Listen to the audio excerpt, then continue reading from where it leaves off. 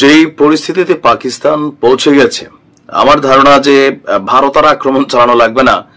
পাকিস্তান অল্প কয়েকদিনের মধ্যে ভেঙে দুই টুকরো হয়ে যাচ্ছে। আপনারা অনেকেই জানেন যে পাকিস্তানের একটা বিশাল প্রদেশ যেটা নাম হচ্ছে বেলুচিস্তান। সেই বেলুচিস্তানের জনগণ তারা স্বাধীনতা দাবি করেছে, আর এ নিয়ে কেন্দ্র সরকার বা পাকিস্তানের যে কেন্দ্রীয় সরকার আছে তারা বেলুচিস্তানে নানান ধরনের আইন তারপর হচ্ছে যে বিধি নিষেধাজ্ঞা, সমাবেশ, সেমিনার, অনেক কিছুতেই সেখানে কিন্তু 144 ধারা জারি করা ছিল। ভারত পাকিস্তান যুদ্ধের মাঝখানে আমরা দেখছিলাম যে বেলুচিস্তানের অবস্থা খুবই খারাপের দিকে যাচ্ছে, বাট আজকে যেই পর্যায়ে গেছে এরপর এটা তো নিশ্চিত যে পাকিস্তানকে বড় ধরনের একটা চ্যালেঞ্জ মোকাবেলা করতে হবে। যদিও পাকিস্তানের দাবি এই ঘটনার পেছনে ভারতের কানেক্টেড। দর্শক, পাকিস্তানের বেলুচিস্তানের প্রদেশে নিজ বাসভবনে অতিরিক্ত জেলা প্রশাসক যিনি রাজস্ব আদায় করেন হিদায়তুল্লাহ বুলিদিকে হত্যা করেছে বেলুচিস্তানের স্বাধীনতাকামীরা। সেই সঙ্গে কয়েক ডজন সশস্ত্র ব্যক্তি শহরটিতে তাণ্ডব চালিয়েছে, খবর দ্য নিউজের। এক প্রতিবেদনে বলা হয়েছে সশস্ত্র ব্যক্তিরা সুরাবের কয়েকটি সরকারি কার্যালয়, একটি পুলিশি থানা তারা জ্বালিয়ে দিয়েছে। এছাড়া একটি সরকারি ব্যাংকও লুট করেছে। সরকারি মুখপাত্র শহীদ রিন্দ সিনিয়র প্রশাসনিক কর্মকর্তা বুলেদিন নিহতের ঘটনা নিশ্চিত করেছেন। তিনি বলছেন যে নিজ বাসভবনে সন্ত্রাসীদের সাথে গোলাগুলিতে তিনি নিহত হয়েছেন। আর নিউজ ইন্টারন্যাশনালের প্রতিবেদনে বলা হয়েছে সশস্ত্র ব্যক্তিরা ছিল সংখ্যায় একটা হিউজ পরিমাণ। তারা একটি স্থানীয় ব্যাংক লুট করে 6টি সরকারি কার্যালয় আগুন দিয়ে তারা জ্বালিয়ে দিয়েছে।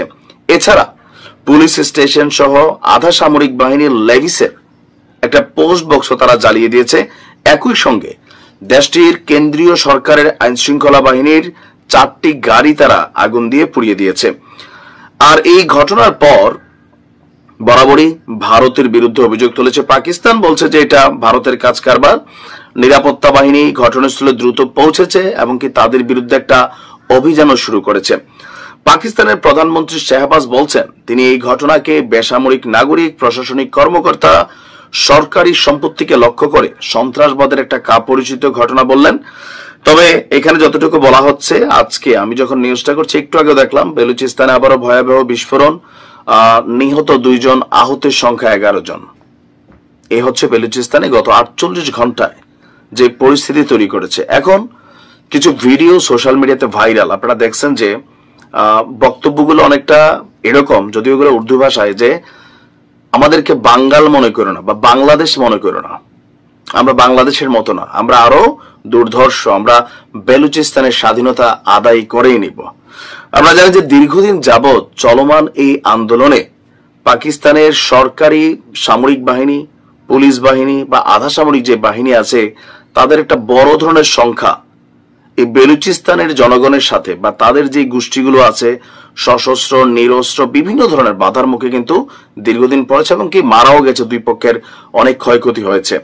বাট রাইট নাও গতকালকে থেকে যে ঘটনাগুলো ঘটছে, এইরকম টানা বা এত ভয়াবহ ঘটনা বেলুচিস্তানে কিন্তু এর আগে আর ঘটে নাই। এখন এই টোটাল ঘটনার দায়ভার এখন পর্যন্ত কেউ স্বীকারোক্তি দেয়নি। তবে পাকিস্তানের গণমাধ্যমগুলো বলছে যে বেলুচিস্তান যে স্বাধীনতাকামী সংগঠনগুলো তারা নামে বেনামে এই ঘটনাগুলো ঘটাচ্ছে সরকারকে চাপ প্রয়োগ করতে, এবং কি বেলুচিস্তানের অধিকাংশ জনগণ মনে করে তারা আরেকটা দেশ হতে পারে। এখন ধরেন বেলুচিস্তান আর পাকিস্তান যদি দুইটা রাষ্ট্র হয় তাহলে বেলুচিস্তানের কি উপকার হবে? হবে না। বেলুচিস্তান সেলফ ডেভেলপড কোন স্টেট না যে পাকিস্তান থেকে তারা বের হইয়া গিয়া কোনো আলাদা কোনো কিছু করে ফেলবে, লাইক তাইওয়ান বা চীন যেমন আপনি ধরতে পারেন, এরকম কিন্তু কিচ্ছু না। বেলুচিস্তানের সাপোর্টিং এ ভারতের গোয়েন্দা সংস্থাগুলো ছাড়া আন্তর্জাতিক ভাবে এদেরকে কিন্তু কেউ কোনো সাপোর্টিং সহযোগিতা সমর্থন করে না। তারপরেও এই মুহূর্তে পাকিস্তান সরকারের জন্য সবচেয়ে বড় চ্যালেঞ্জ হচ্ছে বেলুচিস্তানের স্বাধীনতাকে ঠেকানো। যে কোনো সময় আরো নাশকতার ঘটনা ঘটতে পারে। ভালো থাকুন।